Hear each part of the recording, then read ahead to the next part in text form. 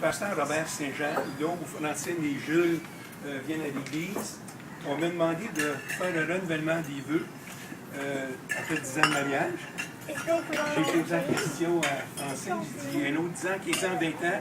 Elle dit, rendu à mon âge, voyez-les par temps de 10 ans. Alors, c'est sage, c'est bien pensé. Je ne sais pas long, mais j'ai simplement quelques petites pensées que j'aimerais partager avec vous, si vous me permettez, avant de dîner. Premièrement, merci beaucoup. Merci à tout le monde qui est ici. C'était un moment assez particulier, assez précieux. 10 ans de mariage, il faut le vivre. Nous, tu vas nous Alors, 10 ans, il y a 10 ans de ça, le 1er septembre, c'était un dimanche. Et aujourd'hui, on est un samedi. Et jour pour jour, on fête le 10e anniversaire. Aujourd'hui, ce couple devant nous désire renouveler leurs vœux, désire poursuivre. Il y a 10 ans, ils ne savaient pas dans quoi ils s'embarquaient. Et c'est un fait, on le veut ou non. Nous, on a fêté le 45e anniversaire cet été. Des belles années, on bénit Dieu pour quand même de nous avoir gardés. Mais on s'engage dans des choses auxquelles on ne connaît pas toujours. Mais eux, ils veulent poursuivre. Et je suis content, je vous bénis, et Dieu est réellement content de tout ça. J'ai pris le temps de regarder quelques petites pensées sur l'Internet sur les vœux de mariage. Ce n'est pas des choses coquées, ils sont juste bien, et juste vous en mentionner quelques-uns ici. Des vœux pour votre anniversaire. À l'occasion de votre anniversaire, rien de plus spécial qu'un souhait de plus profond du cœur pour le couple que vous êtes. Que l'amour partagé entre vous deux vous garde et garde vos rêves. Que la joie et le bonheur soient toujours avec vous. Il va y avoir des fois des moments plus difficiles, mais au travers des temps difficiles, c'est des moments dans lesquels on peut aussi s'approcher de l'autre. Combat. J'allais dire quelque chose, je ne le dirai pas. Juste le regard en dit beaucoup. Mais c'est dans tous les couples. C'est correct, ça. Deuxième pensée ici. À vous qui célébrez votre anniversaire, l'amour n'est pas seulement l'union de deux êtres, c'est l'union de deux esprits. Robinson. Puisse cet anniversaire vous faire revivre le merveilleux moment où vous vous êtes promis amour, fidélité pour la vie. Un merveilleux anniversaire de mariage. En un troisième aussi. Pour votre mariage, la magie de l'amour permet de vaincre les tempêtes et de graver les montagnes. Mais surtout, elle dure pour la vie. Que la magie qui alimente votre amour soit au rendez-vous de ce beau jour. Et que les prochaines saisons vous permettent d'ajouter de beaux chapitres à votre histoire d'amour. J'ai pris une petite pensée ici, quand on parle de la magie. Je crois qu'il y a une partie de magie dans un couple. Ceux qui sont mariés, vous le savez. Mais c'est beaucoup plus que simplement une magie. C'est une persévérance, une détermination et un engagement. Quand, il y a 10 ans, vous êtes tenu et le pasteur était devant vous pour échanger les vœux, vous avez pris des engagements. Vous avez pris des engagements sans savoir nécessairement qu'est-ce qui était devant vous, mais vous étiez quand même déterminé. Alors, j'ai marié des jeunes gens au travers des années. J'ai marié, j'ai fait des centaines de mariages. Je me suis aperçu qu'il y a des fois des jeunes qui vont se marier avec pas beaucoup d'expérience de la vie, mais avec une compréhension, une détermination, un engagement que ça marche. Alors, des fois, dans la naïveté, des gens vont faire plein de choses. J'ai vu des gens aussi se marier plus âgés, ne sachant pas dans quoi ils s'embarquaient, et les efforts de la vie n'étaient pas prêts à le faire. Et dans votre cas, je sais que Dieu vous garde, je sais que vos yeux sont sur Jésus, je sais que votre cœur est attaché dans l'autre, et au travers des épreuves, vous avez persévéré. Et la preuve, c'est qu'un autre 10 ans encore devant vous, et on peut simplement se réjouir. On est béni de voir ça.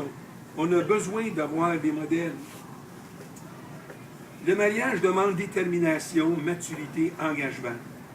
S'engager n'est pas seulement de donner sa parole en disant « je te promets de rester telle et telle chose », ou de dire simplement « tu peux compter sur moi en tout temps ».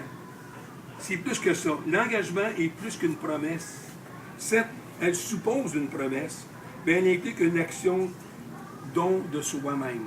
Alors, quand on s'engage dans un couple, on se donne l'un pour l'autre, on se dit, ça va marcher, on va persévérer, on va prier ensemble, on va crier vers Dieu, on va aller chercher de l'aide si c'est nécessaire, et Dieu est toujours fidèle au poste. J'aimerais simplement faire quelques échanges. Est-ce que tu as emmené une bague? Oui, j'ai une bague. Une bague? C'est le meilleur moment de la donner, là, Francine. Sois contente, sois bénie. Si tu n'avais pas, m'en prendre. Oui, mais tu fais juste la garder. Alors, cher Jules et chère Francine,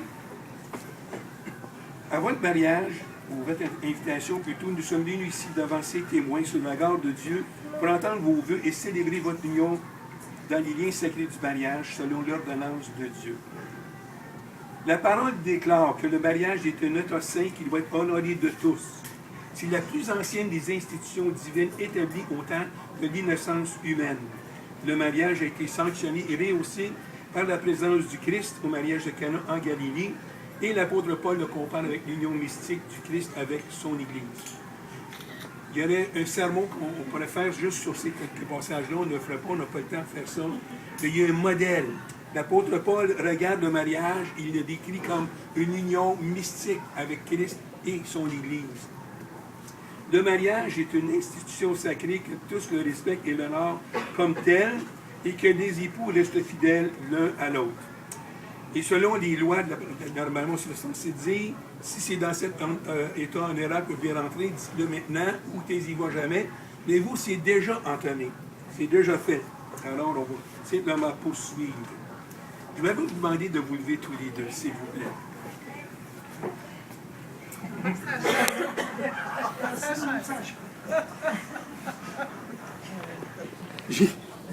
Jean, tu te lever une minute, s'il te plaît? Jean, je te lever. Quand j'étais jeune, Jean, c'était un grand ami à moi, et je le trouvais grand. Quand j'ai rencontré Jules, Jean est devenu normal. Mais on a une grande amitié vraiment avec Jules et Francine. Ce sont pas seulement des membres à l'Église, ils sont devenus des amis, on a partagé bien des choses ensemble. Ils nous aident énormément. Alors, Jules, veux-tu prendre cette femme pour ton épouse afin de vivre avec elle selon l'ordonnance de Dieu, dans les signes du mariage? Veux-tu l'aimer, la consoler, l'honorer, lui demeurer attaché dans la maladie et la santé, et renoncer à tout autre, te garder seulement pour elle? Plus fort. Oui, je le veux.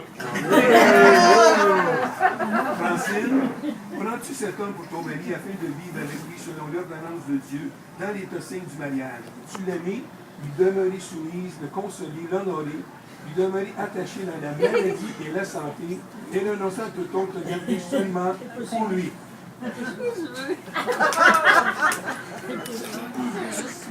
C'est le mot soumis, hein?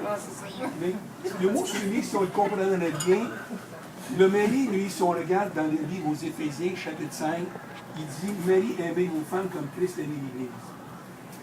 Si on pourrait simplement prendre le temps de discuter un petit peu, c'est un passage extraordinaire. Si on comprend l'amour de Christ, si on comprend l'amour de Dieu, qui a donné son Fils unique, en fait que nous, pécheurs, chacun de nous, puissions nous tourner vers lui, avoir l'espoir de la vie et le pardon de nos péchés. Qu'est-ce qu'il a fait? Alors, qu'est-ce que Christ a fait pour nous? Il a donné sa vie. Il nous a mis, malgré tous nos manquements, toutes nos erreurs, tous nos défauts, puis Dieu sait, on en a. Si je prenais le temps de vous poser des questions à vos conjoints, à des mamans, des papas, peu importe, donnez-moi juste un point négatif de chacun de vous. Je pense qu'on aurait peut-être la peau un petit peu plus rouge que ça. On aurait peut-être honte. Mais Dieu nous a aimés. Il a porté nos péchés, il a été crucifié, on l'a fouetté, on lui a enfoncé une couronne d'épines, on a plein de choses.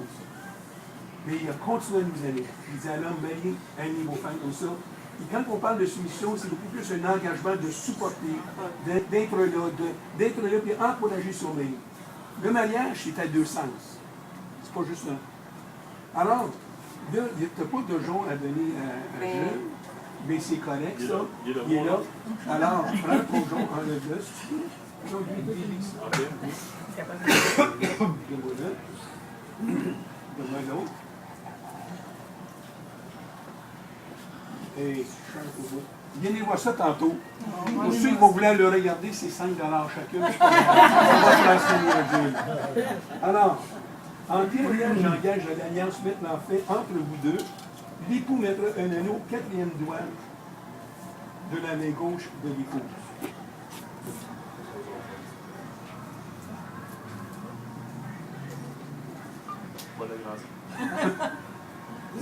Bon. Jules, donnes-tu cet anneau? Jules, donnes-tu cet anneau? Engage que tu garderas cette alliance et que tu accompliras ses vœux. Oui. Francine, reçois-tu cet anneau? Engage que tu garderas cette alliance et que tu accompliras ses vœux. Oui.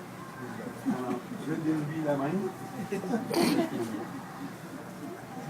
Francine, donnes-tu cet anneau? Engage que tu garderas cette alliance et que tu accompliras ses vœux. Jules, reçois-tu cette alliance? Reçois-tu cette alliance plutôt et que tu t'engages à garder cette alliance et accomplir les vœux? Venez-vous prendre la main. Que ces anneaux soient toujours le signe de votre alliance, le symbole de votre fidélité, de votre pureté, de votre constance dans l'amour conjugal et des sceaux que vous avez maintenant pris. Je me simplement dit une dernière chose à accomplir ensemble. D'autant que toi, Jules, et que toi, Francine, avez consenti ensemble à vous unir en mariage, vous renouveler vos vœux sous le regard de Dieu. Et les gens présents aujourd'hui comme témoins, me confirmer en vous joignant les mains, en recevant ces anneaux. Je me suis dit, je vous déclare à les femmes, mais c'est déjà fait. Et je voudrais simplement dire que Dieu vous bénisse, que Dieu vous garde, que Dieu puisse vous conduire, vous diriger encore, vous garder en bonne santé, vous garder plus loin. Ce que j'aimerais qu'on puisse faire ensemble, c'est simplement pencher nos têtes, si vous voulez bien, je vais me prier pour ce groupe, Père éternel, je viens devant toi. Nous sommes ensemble ici comme témoins, Seigneur, de ce renouvellement des vœux. Quelque chose de simple, quelque chose de non compliqué. Mais c'est des cœurs, Seigneur, qui s'unissent ensemble pour garder, pour bénir, pour supporter, Seigneur, ce couple. Seigneur, je te prie pour Jules, je te prie pour Francine, je te demande, Père, de les garder, de les fortifier, Seigneur, de toujours les unir de plus en plus. Seigneur, tu nous as donné ce témoignage, Seigneur, dans ta parole. L'homme qui est de son père et sa mère s'attachera à sa femme, et les deux deviendront une seule chair. Alors, Seigneur, unis-les, Seigneur, dans un même esprit, une même pensée. Donne-leur des rêves, Seigneur, qu'ils puissent accomplir ces rêves que toi, tu as déposés dans leur cœur. Protège-les, Seigneur, qu'ils soient un témoignage, toutes personnes qui, Seigneur, qui sont autour d'eux. Je prie, Père, ces choses dans le nom précieux de ton Fils Jésus. Amen. Et amen. Merci beaucoup.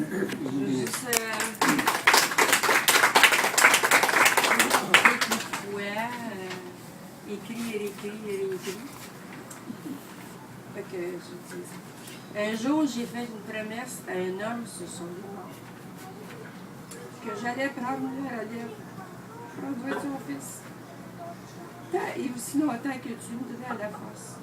Ça fait 10 ans déjà qu'on a uni nos vies. Il y a eu les 5 autres avant. Tu as appris à me connaître et me faire confiance. Je sais, je ne suis pas toujours facile à vivre, surtout quand je me renferme sur moi lorsque j'ai mal. Mais je sais que tes bras me sont toujours ouverts.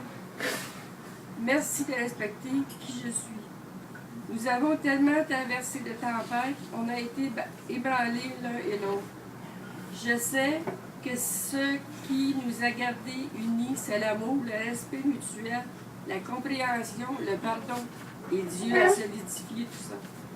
Je remercie Dieu de m'avoir permis de te rencontrer, partager ta vie, qui, disons-le, est houleuse par moments. Mais ce qu'on traverse ensemble. Tu es toujours là pour moi, surtout sur l'ordi. Tu es intentionné envers moi. Ta générosité touche mon cœur. Quand je suis fatiguée, tu fais tout pour que je me repose. Merci, mon amour. Je ne suis pas trop à l'aise devant les gens, mais je voulais par-dessus tout te dire publiquement que je t'aime. Je sais que je ne te le dis pas souvent, mais ça doit être mon côté gars. Mais mon amour pour toi n'est pas moins grand. Alors, partons pour un autre scène.